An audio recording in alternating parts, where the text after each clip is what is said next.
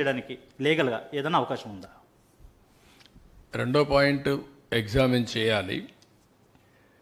ఎవ్వరు కూడా మరీ ఇలాంటి మెంటల్ ఫెలోస్ వస్తే తప్ప ఇంతవరకు ఇండియా చరిత్రలో రాజధాని మారుస్తా అన్నాడు ఎవడు లేడు. స్వతంత్రం వచ్చిన తర్వాత ఎవరైనా ఉన్నారా? నాకు తెలియదు, మీరు చెప్పాలి. నేను కూడా 45 ఏళ్ళు రాజకీయాల్లో ఉన్నా, అట్ ది హెల్మ్ ఆఫ్ అఫేర్స్లో ఉన్నా. నేను ఎవరిని చూడలా. First time I'm seeing a different politician.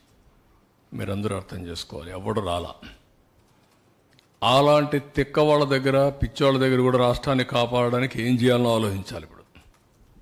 Not only for Andhra Pradesh, it is a case study for the country. దేశానికి కూడా ఒక కేస్ స్టడీ ఇది ఇప్పుడు. రెండోది, ఓసారి బాధేస్తుంది. నా ఇంటెన్షన్స్ ఆర్ గుడ్. ఓసారి నా ఇంటెన్షన్స్ ప్రజలు అర్థం చేసుకునేట్టుగా నేను చెప్పలేకపోవడం కూడా నా తప్పు కావచ్చు. లేకపోతే వాళ్ళు కూడా ఓసారి ఎమోషనల్గా డిస్టర్బ్ కావచ్చు. అల్టిమేట్గా రిజల్ట్ ఈజ్ సేమ్.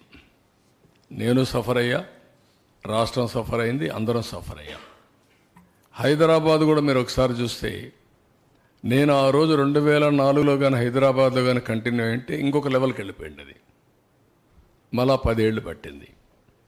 ఈ రాష్ట్రం కూడా 5 ఏళ్ళు కానీ కంటిన్యూ అయింటే, కంటిన్యూటీ ఆల్వేస్ క్విక్ రిటర్న్స్ వస్తాయి, ఫాస్ట్ గ్రోత్ వస్తుంది, బెటర్ ఎకానమీ ఎస్టాబ్లిష్ అవుతుంది.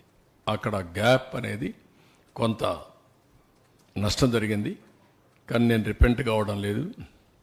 నేను ఎప్పుడు కూడా పాజిటివ్గా ఆలోచిస్తా.